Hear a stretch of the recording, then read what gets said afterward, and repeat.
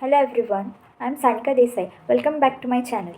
In today's video, we are going to discuss some very important basic accounting terms like debt, bad debts, accounts and books of accounts.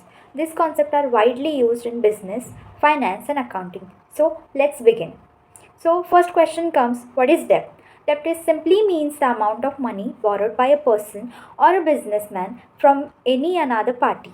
Let's discuss this term with very quick and easy example.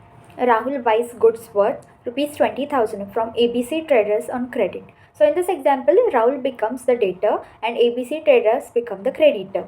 Here, rupees 20,000 is a debt for Rahul. He has to repay the amount of this debt. There are two types of debt like short-term debt and long-term debt. Short-term debt are payable within 1 year, that it means trade creditors, and long-term debts payable from 1 year, those are bank loans and debenture. Let us discuss some key points like it is a liability and paid back in future with or without interest. It can be a short term and long term also. In accounting, the person who owes money is called the debtor and the person who lends money is known as a creditor. Let us discuss what are bad debts. Bad debts are amounts not recoverable from customers even after repeated efforts. These amounts are treated as a loss for the business. So let's take one example. A firm sold goods worth rupees 15,000 to Ramesh on credit. Later, Ramesh became bankrupt and could not pay. So 50,000 becomes the bad debt for the firm. So there are many causes of becoming bad debts like financial failures of customers, poor credit policy, economic recession, fraud or disputes. In accounting treatment, bad debts are recorded as an expense in the profit and loss account. The journal entry is taken as bad debts account debit to debtors account. Let's see what is an account. An account is a summarized record of all transactions related to a particular person, asset, liability, income, or explain. Account is a systematic record of all transactions related to a person, an asset, and liability, an income, and expense. Every transaction affects at least two accounts. It always has a dual aspect concept. So what is purpose of maintaining accounts?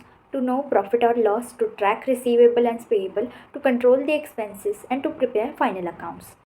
There are three types of accounts, that are personal account, real account, and nominal account. There are three golden rules according to these accounts. Let us see those golden rules. First, personal account. Personal account is generally related to person or organization. The rule comes here is debit the receiver and credit the giver. Example, Ram account debit to bank account. Here Ram is a receiver and bank account is a giver. Second account, real account. It is related to asset. Golden rule, debit what comes in, credit what goes out. Take an example, cash, machinery, furniture, these all are asset. This rule is generally related to asset and applicable to assets. Third one, nominal accounts. Nominal account related to expenses and incomes. The golden rule is debit all expenses and losses, credit all income and gains. Like an example, salary, rent, commission. Salary is expense, rent is expense, commission received is an income. So it will goes in the credit side.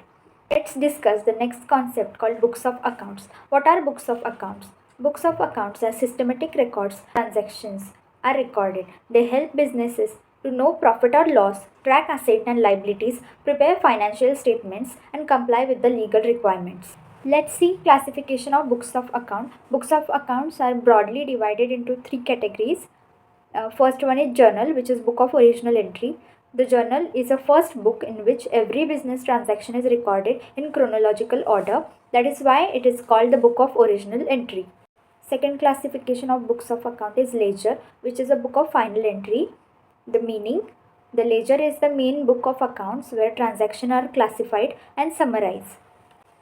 The third classification of book is subsidiary account, which is special purpose books. When transactions are large in number, recording everything in the journal becomes very difficult, hence subsidiary books are maintained. Books of account ensure accuracy, transparency and financial control. Without proper books, a business cannot survive or grow. Today we have discussed the concept of debt, bad debts, accounts and books of account. Let's come to the conclusion part. So to conclude, understanding concept like debts, and bad debts accounts, books of accounts is the foundation of accounts and finance. Whether you are a student, business owner, or future professional, these are basics help you understand how money flows in a business and how financial decisions are recorded. I think the video will be really helpful, and thank you for watching.